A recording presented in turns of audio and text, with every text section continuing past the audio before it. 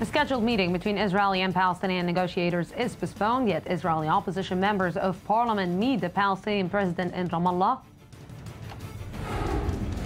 The fight for eastern Ukraine intensifies, the Ukrainian military in a full-scale operation to retake the east as pro-Russian separatists seize more public buildings.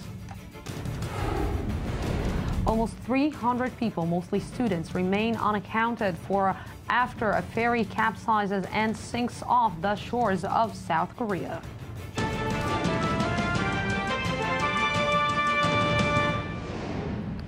Welcome back to the news today. This is the Daily Debate. 26 years ago, an Israeli commando unit assassinated Khalil Ibrahim al-Wazir, known as Abu Jihad.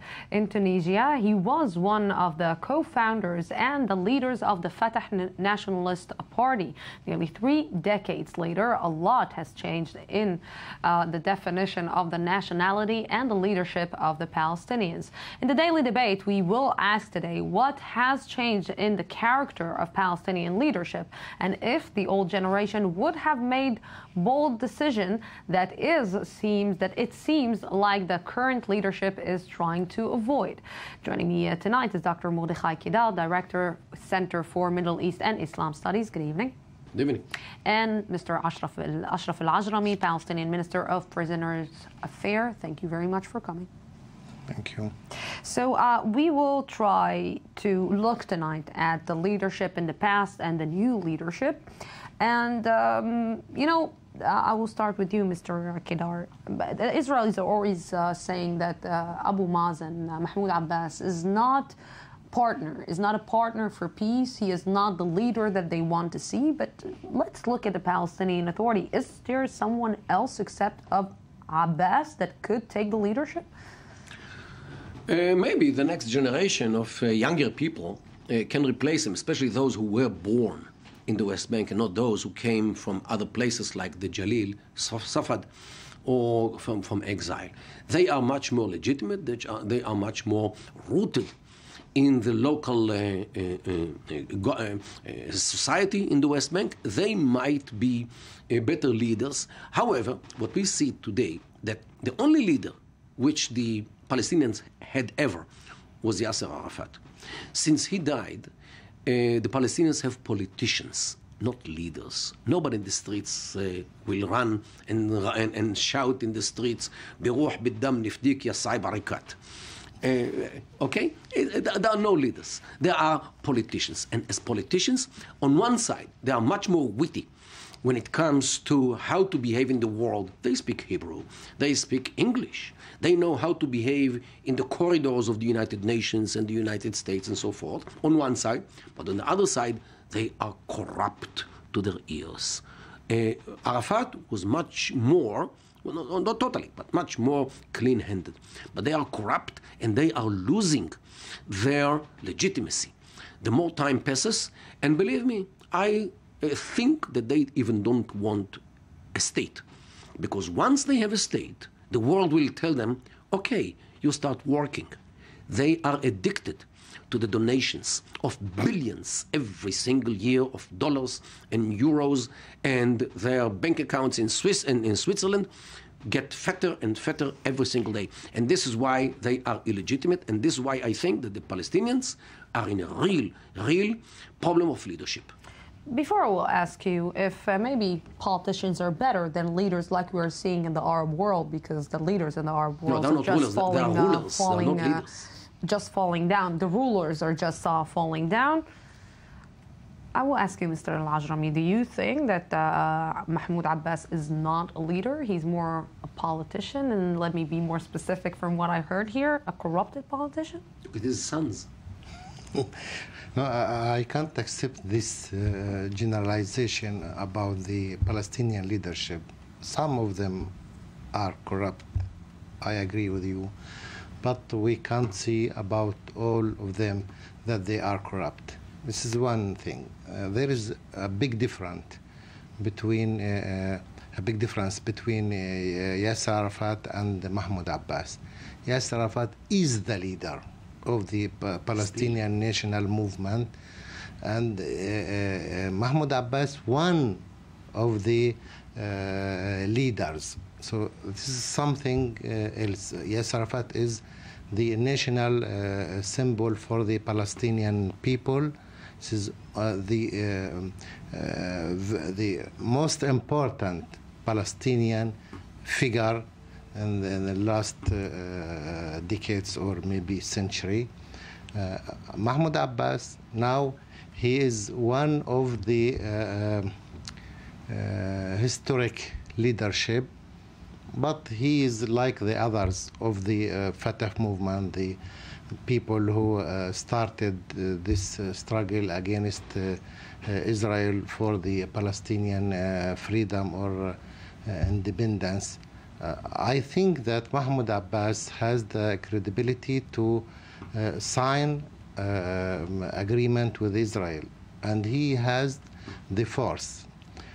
Once because Yasser Arafat agreed upon something that the negotiation all the time continued based on these things that Yasser Arafat agreed, especially when we are speaking about 1967 borders, about establishing a Palestinian state beside Israel, and have some kind of solution of the refugees issue. And this is the basis that all the Palestinian leadership, PNC and the Palestinian agreed upon. I think that Mahmoud Abbas, if he is offered a suggestion that the majority of the Palestinian people can accept, he can sign without any hesitation. So before we will we'll look into it and we'll see if actually Mahmoud Abbas can do it and has maybe the strength to do it. You said something, Dr. Kedar, about maybe the young generation can be the next leader of the Palestinian people, but let's not forget that the young generation of the Palestinians didn't have the same encounters with Israelis, with Jewish, like the old generation did.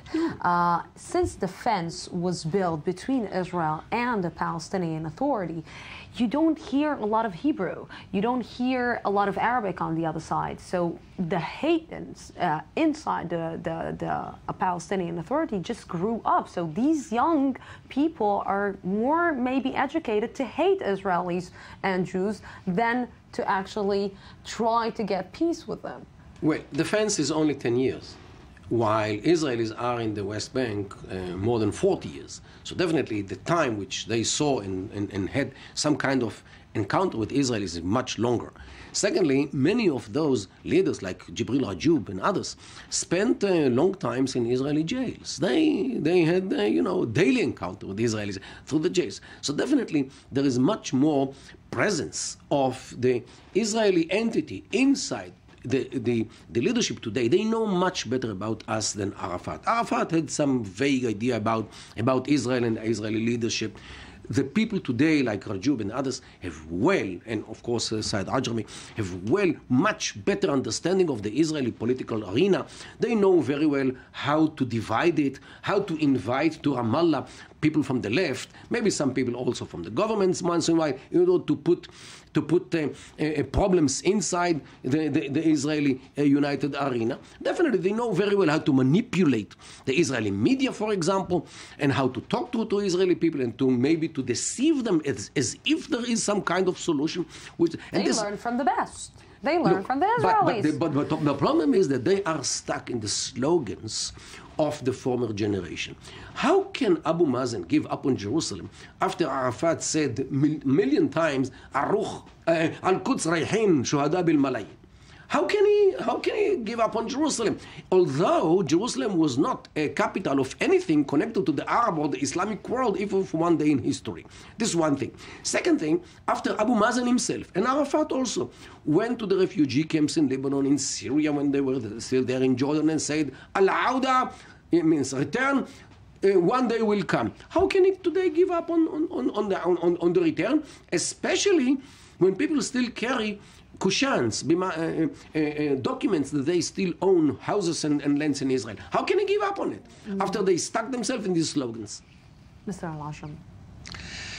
No, I think that the Palestinian leadership and the Palestinian people cannot accept less than the international community can give them.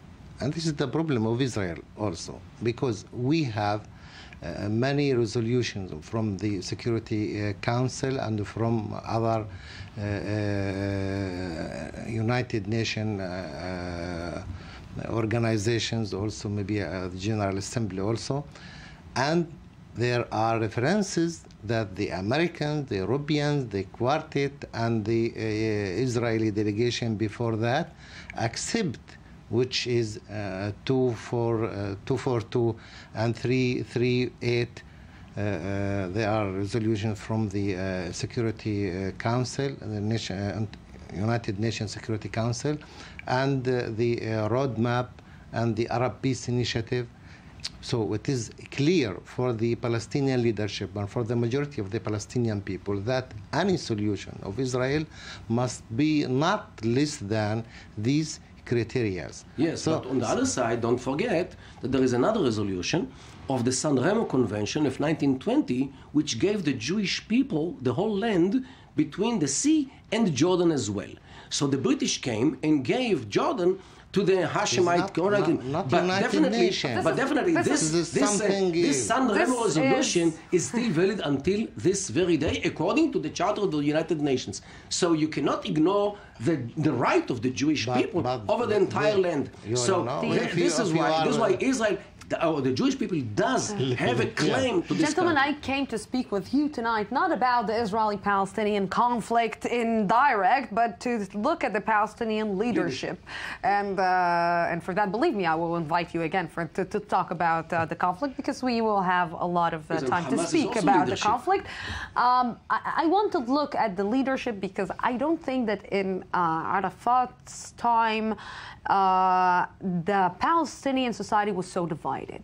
Because in Arafat's time, I don't think that Hamas maybe allowed himself to act on Fatah the way that they're acting towards them now. I don't think that at the time of Arafat, there was the separation between Gaza and the West Bank. There was never a talk about two lands and one land. Yes, because Yasser Arafat allowed Hamas movement to attack Israel, to use their groups, armed groups, to have some kind of army in Gaza Strip, and this is his fault, I think, because he wants to use Hamas to make the Israelis suffer. Not just, no, he doesn't want Israel to suffer. He wants the Israeli leadership to go to Yasser Arafat, go to him, and to accept what he demanded in Camp David summit. And I think it was a big mistake from Yasser Arafat, because he lost the control of the Palestinian land, even in Gaza Strip and the West Bank. And when Mahmoud Abbas allowed the elections in West Bank and Gaza Strip, Hamas won, because the Israelis also did one-sided withdrawal from Gaza Strip and the evacuating of the settlements, that Hamas told the Palestinian people that they caused that the Israelis withdraw one-sided without any price from the Gaza Strip. This is, I think, a big mistake of Yasser Arafat. He doesn't want to break what he had, but he wanted to use Hamas as an instrument to have what he wants from Israel. But at least he lost, and I think he was. Let's look at Marwan Barghouti, maybe the best well-known prisoner in the Israeli prison, and he's a politician. He's intelligent. He's an intelligent person. He learned the way What exactly the Israeli politics that you are talking about? Can he be the next leader of the Palestinians? Sure. I would release him yesterday. Leader, not politician. I would release him yesterday in order to be the emir of Ramallah. After all, he is from Ramallah, and Ramallah is behind him. Just like I would let Jericho be behind Saib Arikat, who is from Jericho. And this way, I would create 7 emirates in the West Bank, an emirate in Hebron, an emirate in Nablus, an emirate for the Munib al-Masri, while an emirate in Jenin and in Tulkar and Kalkilia, while Israel should forever remain in the rural areas in order to make sure that we don't have another Hamastan in the West Bank. In 15 seconds, just tell me if you think this would be a real leadership. No, it is not realistic. You know that Marwan Barghouti now, he is the most popular figure from the Palestinian leadership. I just have to finish this discussion, unfortunately. Thank you very much. We're going out for a break, and then we will be back. 2 minutes.